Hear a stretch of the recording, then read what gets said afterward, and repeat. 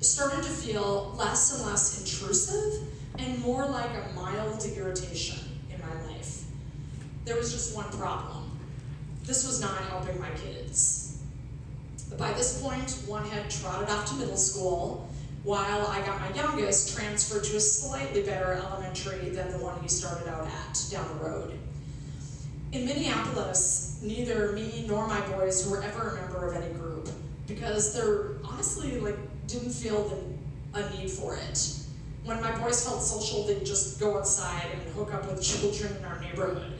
Their school alone was a mecca for freethinkers. Free from the influence of a looming God, their minds were wide open, keen to investigate all the wonders of life around them. Then we arrived here, and suddenly it was as though we had landed on another planet, or should I say crashed, and every day for the longest time hurt. My middle schooler would describe to me how at lunch, day in and day out, I'm not exaggerating, his classmates would try to convince him of the existence of God during lunch break, most often using the Bible as evidence. They invited him to their Bible study groups. My younger one brought home stories as well. Students at his school talked about how, when asked who their hero was, all of them would say Jesus. Others explained that they were walking with God and weren't allowing themselves to be distracted by negative influences. This is elementary school, by the way. As for the boys and I, we just kept believing that at a school with hundreds of students, there had to be a few free thinkers. But without a way to identify them, it sometimes felt like it didn't even matter if they existed or not. Finally, I'd had enough. It was time for them to join a group just as I had. So I told my oldest that he had to participate in something, anything. I didn't care what it was, but he was going to do it. So he decided on the school orchestra, picked the double bass, and embraced it from the start. That spring, he added on jazz band, and the following fall, auditioned for the Redlands Youth Symphony and got in. This was 3 years ago, and even though he has yet to discover a fellow atheist or agnostic or secularist among any of them, the fact that he's been able to connect with other kids through this powerful connection of music has really emboldened him and has helped him find a sense of belonging in Redlands. At the same time that Hank was getting into music, my son Levi tried out for the Redlands Youth Circus as a juggler and made the team. As it turned out, he was far younger than all the others in his category, so it wasn't easy for him to make friends, but like his older brother experienced, the very act of doing something that he was passionate about among other people who felt the same way was empowering. And so it went that over the next couple of years, music and the circus and the IBAA helped my boys and I go from feeling completely lost and alone to more connected and fulfilled. We were finally finding some solid ground. So much so that in the fall of 2016, I decided, with the help of Jeff Pogge, to start an atheist and agnostic meetup group in Redlands. We called it FAR, Freethinkers Around Redlands, and with the help of 10 other committee members, who I stole from the IEAA, we set up a variety of reoccurring monthly activities.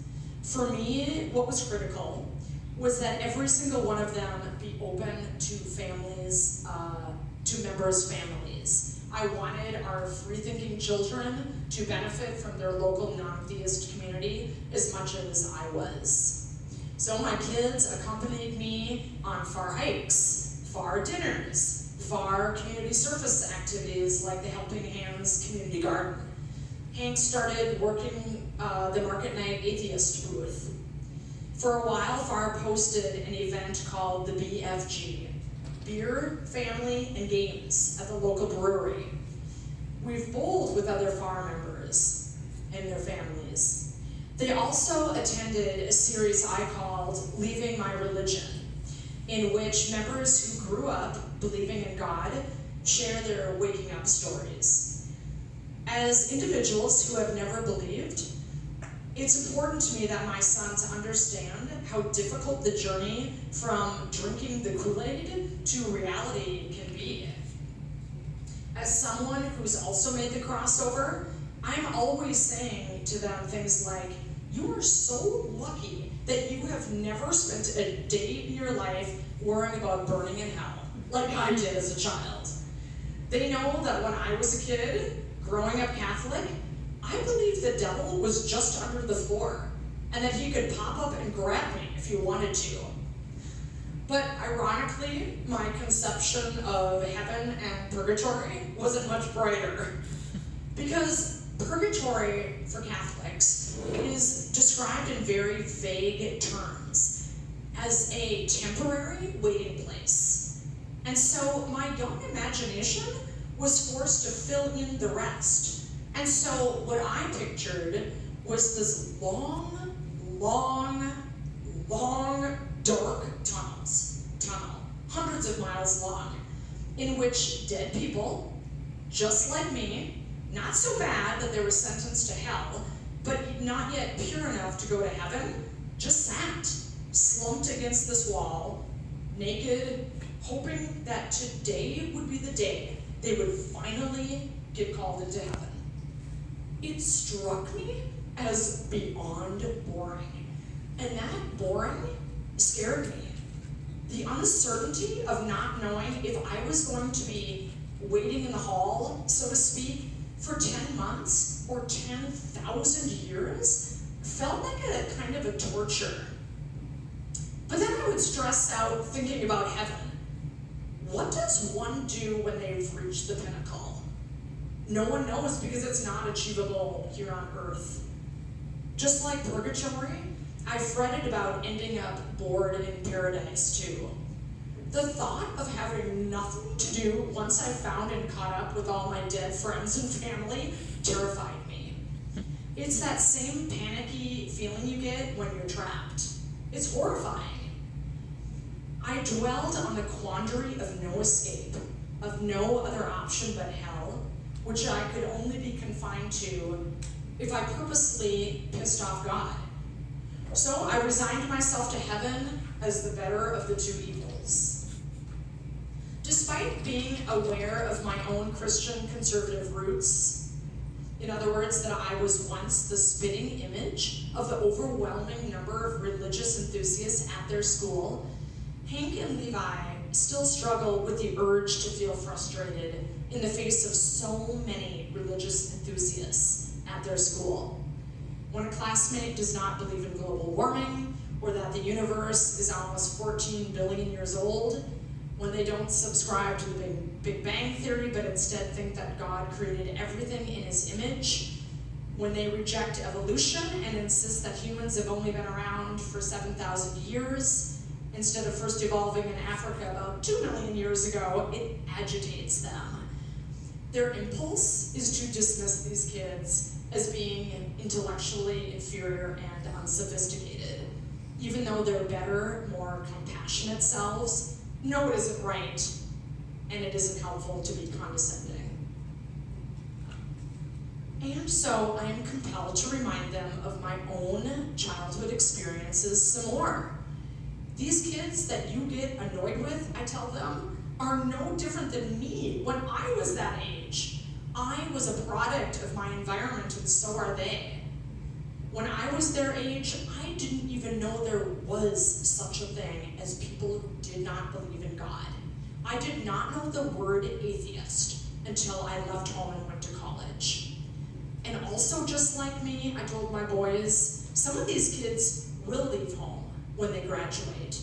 They'll get far enough away to gain a little objectivity like I did and come to their own conclusions about these matters. When Hank and Levi were small, I did the best I could to explain to them that our uptown neighborhood in Minneapolis does not in any way represent the world at large. I informed them that there are many places in which most everyone who inhabits that area is deeply religious, so much so that their place of worship dictates their stance on many issues, such as a woman's right to choose, gay rights, certain medical research, like stem cell, birth control, and how they should judge other religions. I was sure to add that it is always a mistake, however, to generalize an entire demographic, assuming that if someone is from Alabama, for example, every single one of them is a Southern Baptist. See people as individuals, I told them. Judge them by their own merit. And furthermore, even if someone does believe in God, it doesn't mean they are inferior to you, or that they should be treated any differently than you treat your new atheist friends. The most important and effective thing you can do is simply to represent yourself as a kind and decent person. And who knows, someday you may get a message from one of these kids saying, hey, remember me? I was that kid who coaxed you into attending Bible study with me, and now I'm an atheist. So people's beliefs sometimes evolve and change dramatically. Whenever I blabbed on and on like this, I was always aware that a lot of what I was saying to them was certainly too abstract for their young minds to truly comprehend. And to be honest, it was during these moments that I knew deep down that their lives in Minneapolis, surrounded by liberal secularists, wasn't all positive. That living in comfort for too long was likely stunting a lot of us. Without a doubt, it made us less equipped for our move here. But that's okay. Yep, it was a rocky journey, but we are so much better for it. When you are in the minority, you have two choices. You either find your voice or keep silent. And it's up to each one of us to decide what we're going to do. And until we're put to the test, it's impossible to know for sure how strong we truly are or what we'll do when our convictions are put to the test. We can speculate in abstract terms, but it's not the same. Today, I'm happy to report that my kids have found their voices, and here are a few examples. In 2016, after 9 months rehearsing with the Great All-American Youth Circus, Levi, along with the 400 other performers, were ready for an audience. When opening night arrived, the kids who were sitting in the bleachers were told by one of the coordinators to come down for a group prayer before heading backstage to get their costumes on. As every single kid, again not an exaggeration, stood up and walked down, Levi, who was 10 years old at the time, stayed put. Here's a story about Hank. Already in 6th grade, he was wearing atheist t-shirts that he purchased at the Redlands Ask an Atheist marketing booth with his own saved up money. I know Hank, and I know the purpose of wearing these t-shirts was not to provoke anyone or to call extra attention to himself, because that is if you've ever met Hank, the antithesis of who he is as a person. He wore them because he appreciated the very different wry messages that each of these t-shirts displayed, like the one that says, in the beginning, man created God. And another one that says, science flies people to the moon, religion flies people into buildings. T-shirts are perfect for someone like Hank, who does have strong views, but doesn't need to shout them from a rooftop.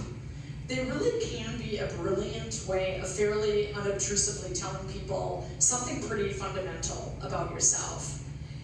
It leaves it up to others whether or not they want to investigate further, and some do. I would always ask Hank when he would come home from school, hey, did any of the kids comment on your shirt today? And more times than not, he just said that they looked perplexed, or that, mainly they just look confused and complex. And A few times some of the kids said like, hey, that's cool. But more or less, people just stared at his shirt. He did tell me that once his English teacher said it was really cool, and another time a sub said his shirts were really cool. So I just think t-shirts can inspire also others who are like-minded to come forward. So for example, if I had seen Phil's t-shirt that he's wearing today, like at a shopping mall or at the grocery store, I would have felt a connection with him. And it would have compelled me to maybe even like walk up to him and kind of introduce myself. So that same year in English class, students were assigned a persuasive speech. Hank's first choice was to convince his audience of 13-year-olds that God does not exist. In 10 minutes. And we talked it over and agreed that that was probably not enough time, even though it would have been a slick counter to the two other students who were doing their speech on proof, quote unquote, that there is a God. However, with an audience of nearly 100% believers, you have to wonder how much persuading they really had to do, but anyway. So Hank and I came up with a different idea. Would it be possible to chip away in 10 minutes at some of the implicit biases a lot of believers have toward atheists? Specifically that atheists aren't as moral as religious people, and persuade them otherwise. So this seemed like it was worth a try. In his speech, he pointed out that atheists act morally not because they are trying to avoid everlasting torment, but for no other reason than it's the right thing to do. Atheists make moral choices without the benefit of a divine bribe, and that has got to be more commendable.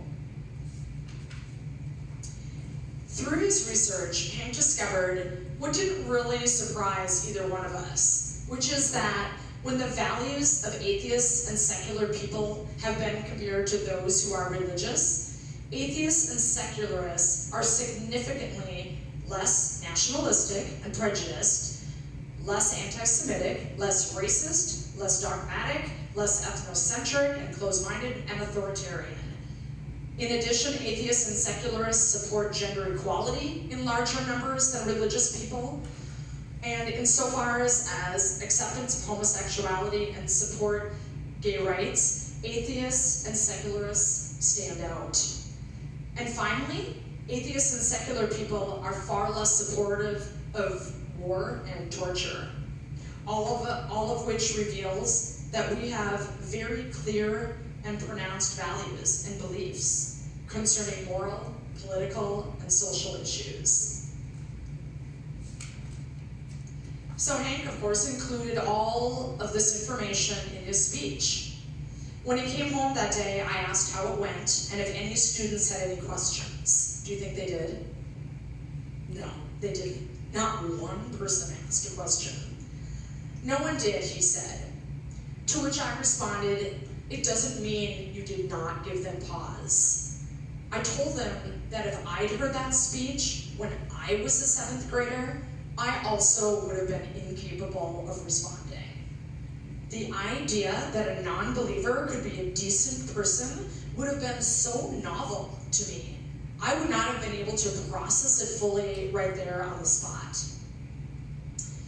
The following year, when Hank was an 8th grader, he got in trouble for not standing and reciting the Pledge of Allegiance, which is pumped through the classroom speakers at his middle school at the start of first period. But because the students have a rotating class schedule, it is always a different teacher that they begin first period with. I assumed Hank wasn't standing for the pledge, and that was fine with me.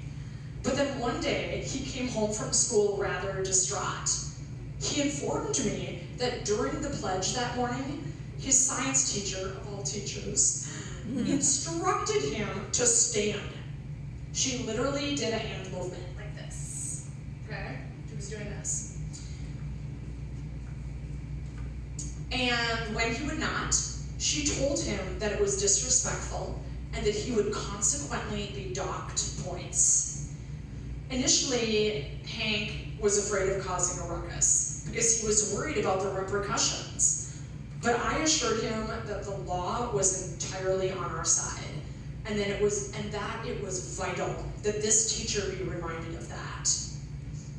After he told me that he knew of another kid who was pressured to stand, this was a different class period, but same teacher, and she did because she didn't want her grade affected, the importance of calling this teacher out became bigger than Hank and I together. And it made us wonder, who else has she been bullying?